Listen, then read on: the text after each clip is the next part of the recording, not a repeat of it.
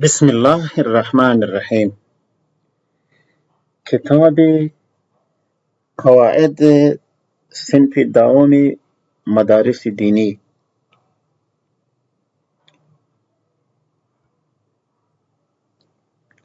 درس اول الکلمتو. خب در این درس اول تعریف کلمه به ما یاد میده. این همون کتابی است که برای معلمین مدارس دینی در نصاب معارف افغانستان مقرر است. خب اول تعریف کلمه است. تعریف الکلمة لفظ مفرد وضع لمعنى. کلمه لفظ مفرد است که برای معنی وضع شده. مفرد به این معنی که در تلفظ یعنی تجزیه و انفصال قبول نمیکنه. اگر جمع هم باشه مثل رجال در تلفظ نمیتونی که این دو دفعی نصفش یک دفعه تلفظ که نصفش بعدا نی. در تلفظ تجزیه و انفصال قبول نمیکنه. وضعش هم برای معنا باشه مثل القلم، الکتاب، امثال. مثلا کتاب یک کلمه یک لفظ مفرد است که برای معنا وضع شده. قلم یک کلمه یک لفظ مفرد است که برای معنا وضع شده. وضع لمعنی که گفت یعنی بعضی الفاظ است که مفرد است وضع شده ولی برای معنا وضع نشده، مثل همین حروف هجا، همزه، با، تا، سا. اینها برای غرض ترکیب و ساختار کلمات دیگه از این حروف برای غرض وضع شده. به این خاطر او کلمه نحوی گفته نمیشه. به این خاطر بعضی وقت طالبا به مشکل روبرو میشه که مثلا همزه و زبران، همزه و زیرین، همزه و پیشون که میگه بر حروف چطور تنوین آمده. او حروف نحوی نیست، او حروف هجایی است. از تعریف کلمه به همین قید لمعنن اونا بیرون شده. بنان او حروف هجا است. حروف هجا خو جزء اسم شده میتونه. دال محمدون هم حرف است ولی حرف نحوی نه، حرف هجایی که جزء اسم هم شده میتونه. و هي على ثلاثه انواع. و کلمه سه قسم است: اسم و فعل و حرف. این سه قسم است. اولا الاسم. تعریف اسم: هو ما دل على معنى في نفسه وليس الزمن جزءا من معناه.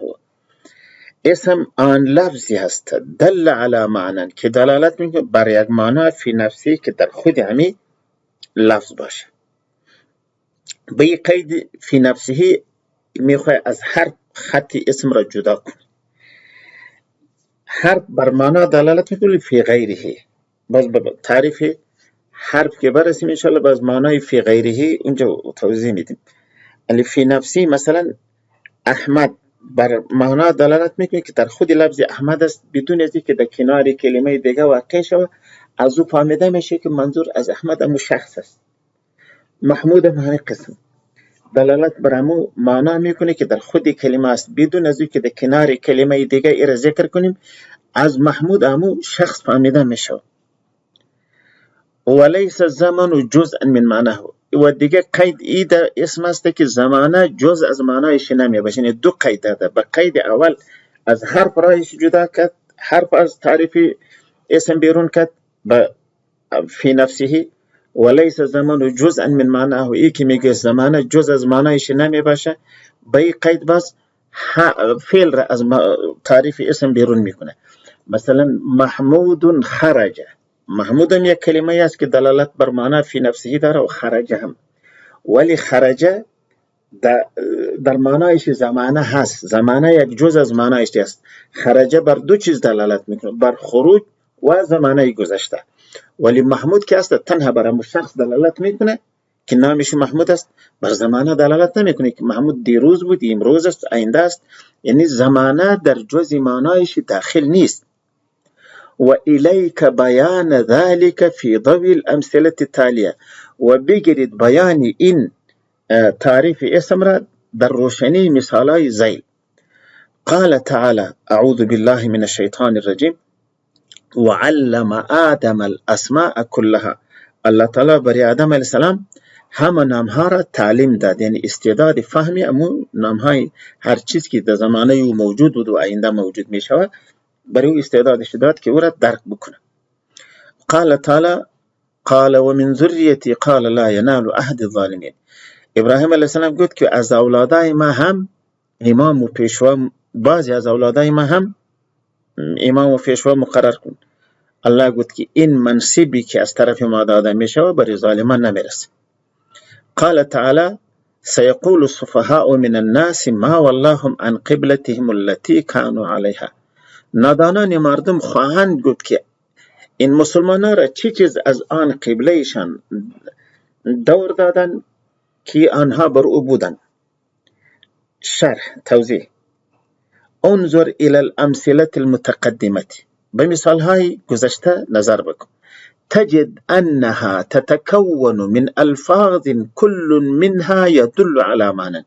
شما میابی آنها را که او ساخته می شود از الفاظی که هر یکشان بر یک معنی دلالت دارد.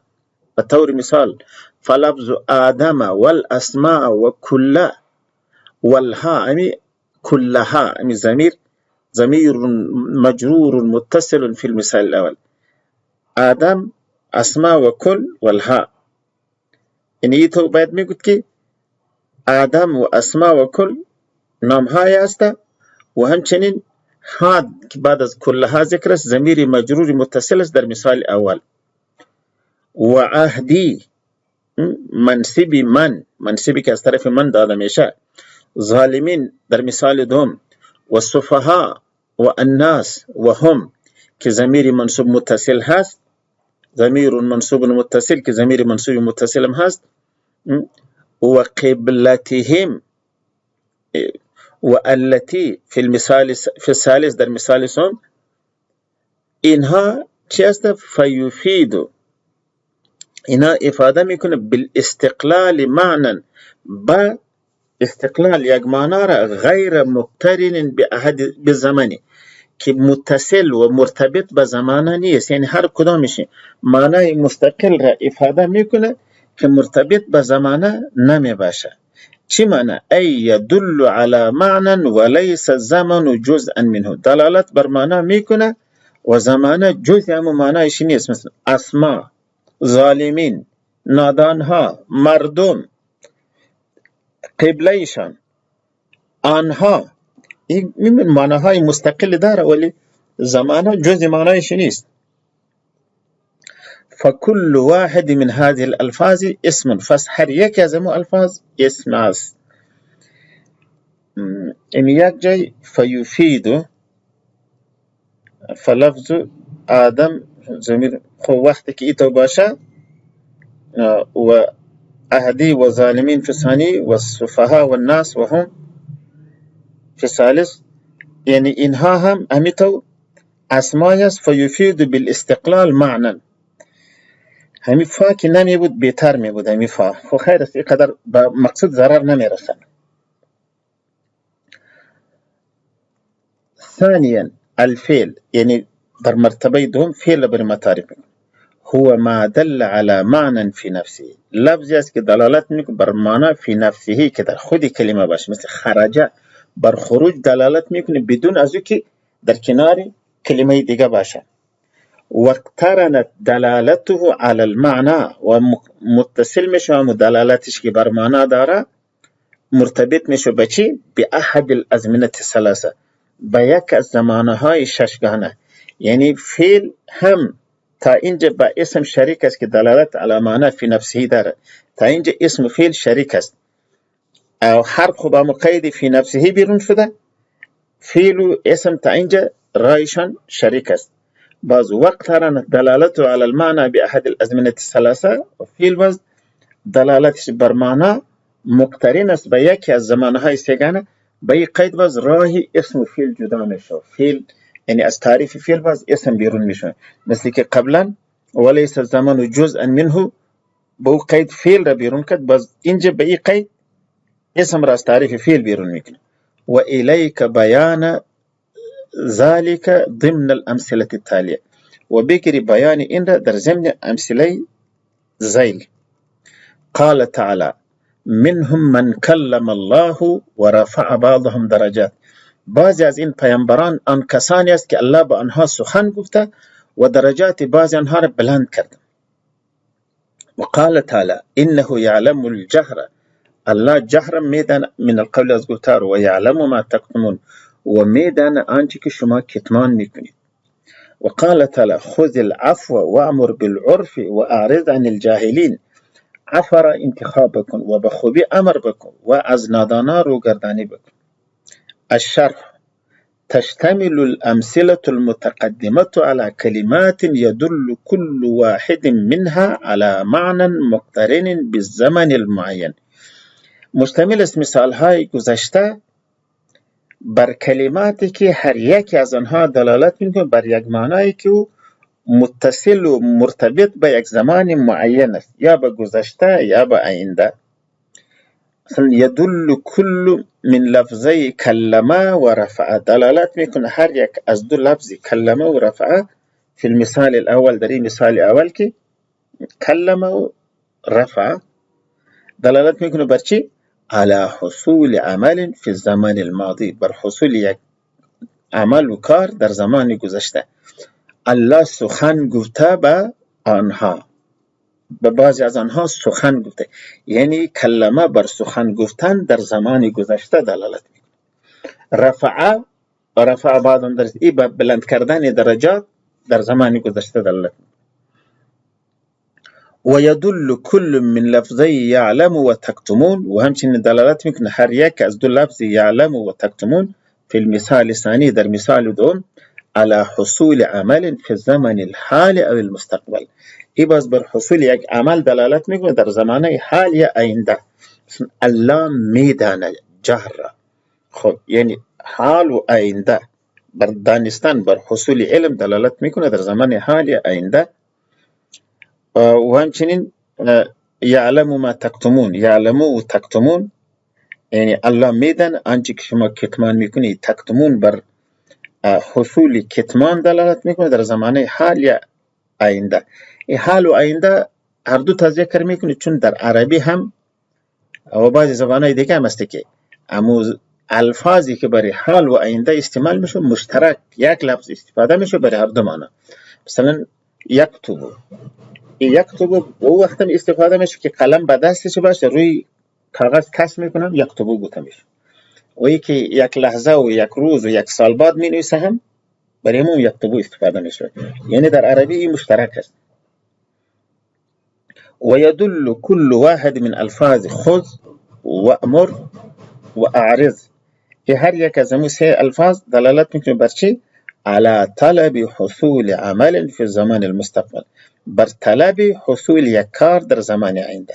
خود بگیر یا انتخاب کن، خب این دلالت می بر حصول گرفتن در زمانه مستقبل. این که امر برای مستقبل است کمی دقت میخواهد. مثلا شما برای یک شاگرد میگی که قلم بدی، اول گپ شما خلاص میشه، بعد از او تا که گپ شما خلاص نشه خود نمیفهمی که استاد به ما چی گفت، گپ شما که خلاص شد باز او با شما قلم میده. پس این دلالت میکنه بر حصول یک عمل که دادن قلم هست در زمان مستقبل، یعنی اجرای امو عمل که به صیغه امر خواسته میشه در زمان مستقبل میشه. ولی شما شاید مستقبل تو دور فکر بکنی، مستقبل امو لحظه ای که سخن تو ختم شد مستقبل شروع میشه. فقط حال امو زمانه سخن گفتن است، کوتاه‌ترین و کوچکترین زمانه از بین زمانه ها امو زمانه حال است. امو لحظه سخن گفتن حال است، یعنی سخن گفتن که ختم شد بعد از که قلم به دست شما میده، یعنی در مستقبل اجرا میکنه فی زمان المستقبل. پس این به او قول هم در تناقض نیست که چی اصولین میگه که امر بری فور است، فور هست، په اول استقبال فور است. خب فكل ما يحتاج تحقق مدلوله الى زمان معین یسمى فعلا، پس هر لفظی که احتیاج داشته باشه تحقق و به وجود آمدن مدلول و معنایی که به یک زمانه معین که احتیاج داشته باشه او به نام فعل یاد میشه. یعنی هر کلمه‌ای که همو با وجود آمدن مدلولش به زمانه معین نیاز داشته باشه او به نام فعل یاد میشه.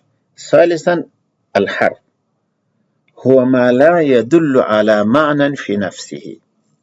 حرف آن است که دلالت نمیکنه بر یک معنی که در خودش باشه. و انما يدل على معنى في غیره. ای دلالت میکنه بر یک معنی که در غیر همون لفظ باشه. ای که فی غیره خودی نه چه رقم تشریح کرده؟ و بالتعبیر نخر هو ما لا يدل على معنى بنفسه انما يدل على معنى بغیره. بعضی نه باز بجای فی بیاوردنی خودش بر معنی دلالت کردن نمیتونه بنفسه مستقلانه، بلکه به کمک دیگه کلمه بر معنی خود دلالت میکنه. خب اول می که در متن است را تشریح میکنم. به طور مثال اخذت من الدراهم، بعضی دراهم را گرفت. یا لن تنالوا البر حتى تنفقوا مما تحبون، من ما تحبون. نیکی را تا وقت به دست آوردن نمیتونی تا اینکه انفاق بکنی بعضی از همون مال که دوست داری. من در این جایا بر تبعیض دلالت میکنه، یعنی باز بودن. من خود بر تبعیض دلالت میکنه، ولی تبعیض در حرف میه یا در دراهم در اسم. تبعیض خود بعض بودن یعنی بعضی دراهم. تبعیض در دراهم میه، یعنی من بر تبعیض دلالت میکنه که او معنای تبعیض فی غیرهی است، در دراهم است.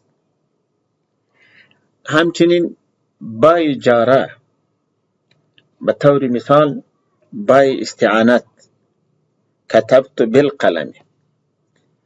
ای با بر استعانت دلالت میکنه، ولی استعانت در باس یا در قلم است. خب استعانت این در قلم است. همینطور کلمات دیگر یا مثلا حرف نفی فلا جناح، لا بر نفی دلالت میکنه، ولی کی را نفی میکنه؟ جناح را نفی میکنه. لا اکراه فی الدین، لا بر نفی دلالت میکنه، ولی نفی کدام چیز میشه؟ امو جناح نفی میشه، یعنی نفی در جناح. و الیک بیان ذلك ضمن الامثله التاليه، و بگیری بیانی ایره در ضمن مثال های ذیل. قال تعالى ثم لم تكن فتنتهم الا ان قالوا والله ربنا ما كنا مشركين. باز نبود امو جواب امتحانی آنها مگر این که گفتن قسم به الله ما مشرک نبودیم، ما هیچ شرک نکرده بودیم. قال تعالى یا بنی، اینجا یک چیز اگر اضافه میکرد حکایتا ان لقمان باز بهتر میشد. الله به شکل حکایت از لقمان علیه السلام گفته که یا بنی لا تشرک بالله ان الشرک لظلم عظیم. ای پسرک شرک نکنی به الله، یقینا شرک ظلم بزرگ است. قال تعالى بل بدا لهم ما كانوا يخفون من قبل ولو ردوا لعادوا لما نهوا عنه. میگه بر اینها علم و حقیقت نو اشکار نشده، بلکه بر اینا اون چیز اشکار شده که قبلا او را مخفی میکردن. یعنی آلی تازه حقیقت را درک نکرده، قبلا هم درک میکردن. ولو ردوا لعادوا لما نهوا عنه، اگر به دنیا اونها واپس بره پس به همون شرک و ناروایی که از اون منع شده بودن پس به او برمیگردن. چون در صورتی که اگر قبلا اینا حقیقت را نمیشناختن، بعدن که شناخته باشه، بعد شناختن حقیقت ممکن است انسان اصلاح شد، ولی اینها در وقت شناخت حقیقت هم امون ناروا را انجام میدادن. پس عالم که دوباره به دنیا بره امو آش امو کاسه. الشرح تشتمل الامثله المتقدمه على الفاظ، مشتمل است مثال های گذشته بر الفاظی یدل کل واحد منها على معنى فی ترکیبی، که دلالت میکنه هر یکی از آنها بر یک معنی در همون ترکیب خود الذي ورد فيه، بر معنی دلالت میکنه در او ترکیب و الفاظ مرکبی که در اون وارد شده. اشاره به این میکنه که بر معنی خود دلالت میکنه، ولی فی نفسه نه، فی ترکیبه الذي ورد فيه، در او جمله که در او وارد شده. و هي ثم العاطفه، ثم عاطفه یعنی باز. و لم النافیه الجازمه، لمی که معنی نفی هم داره و جزم هم به فعل میده. مثلا چی لم تكن، ثم لم تكن الجزم ده آخر شيء ساكن كده. وإلا الاستثنائية إلا أن قالوا، يبقى استثناء. و ان الناصبة المصدریه دیگه ان ناصبه و مصدری، ان ناصبه مصدری. الا ان قالوا همی ان ناصبه خو به خاطر میگوی که اگر بر مضارع بیا مضارع را نصب میده. مثلا من قبل ان یأتی یوم، بر یأتیه که ان داخل شده آخرش نصب داده و فتحه خوانده میشه. و مصدریه به این معنی که اما جمله‌ای که او بر او داخل میشه او به مصدر ترجمه میشه. مثلا این معنیش این است که باز جواب امتحانی ایشان چیزی دیگر نبود الا قولهم والله ربنا ما كنا مشركين. الا ان قالوا به معنی الا قولهم، یعنی به تاویل مصدر، به معنی مصدر میشه دیگه. والواو للقسم، یعنی واو که والله ربنا که گفتن. و ما النافیه دیگه، ما نافیت که میگه ما كنا مشرکین، ما مشرک نبودیم. فی المثال الاول این همه در مثال اول بود، از ثم گرفته تا اینجا در مثال اول بود. و یا الندائیه دیگه، یا ندائی بود در امو مثال دوم یا بنیه. ولا الناهیه، لا ناهیه در لا تشرک. لا ناهیه وست که در او طلبی ترک فعل می باشه، ای کار نکن.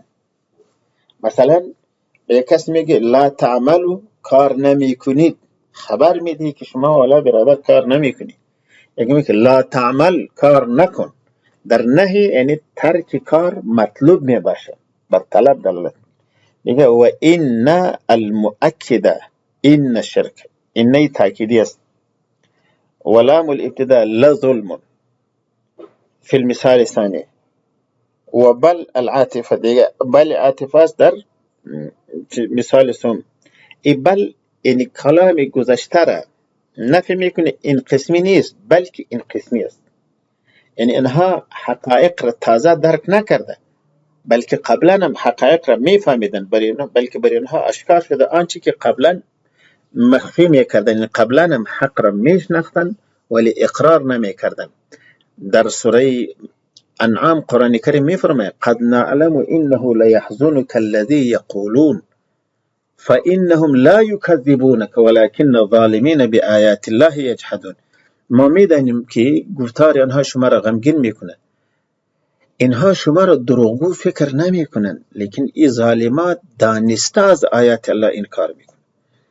خب اینجا هم بل یعنی حقیقت تازه برش روشن نشده بلکه برای اینها او چیز اشکار شده که قبلا هم میفهمیدن ولی مخفی میکردن. بل عاطفه. و من الجاره، من قبلو، من بر کلمه که بیا جر میده من الله. اینجا که قبلو رو جر نداد، این قبلو مبنی بر زمان است، باز یک وقت انشاءالله میفهمی. ولو الشرطیه ولو ردوا لعادوا لما نهوا، لو شرطیه است. شرطیه که دو جمله را یک به دیگر رفت، اگر اونها واپس شوند به دنیا پس برمیگرده به مکارای قبلی خود. ردو یک جمله است، این شرط. لعادوا جمله دیگر است، این جواب شرط. و عن الجاره فی المثال الثالث دیگه، عن جاره در مثال سوم عنه. خب و اذا نزعته، وقتی که بیرون بکشمی حرف، مما ترکب معه، از آنچه که به همراهش مرکب شده، از آن الفاظی که به همراه حرف مرکب شده، لوجدته لا يدل على شيء من المعنى اصلا، باز میگه او را که دلالت نمیکنه بر هیچ چیزی از معنی اصلا. یعنی این معنایی که فعلا میده باز دو وقت که تنها کنی این معنی ادا نمیکنه.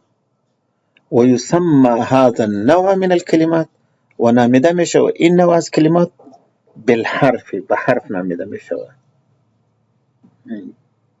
ببینیم که چقدر وقت داریم. خب این درس پورا شده تقریبا.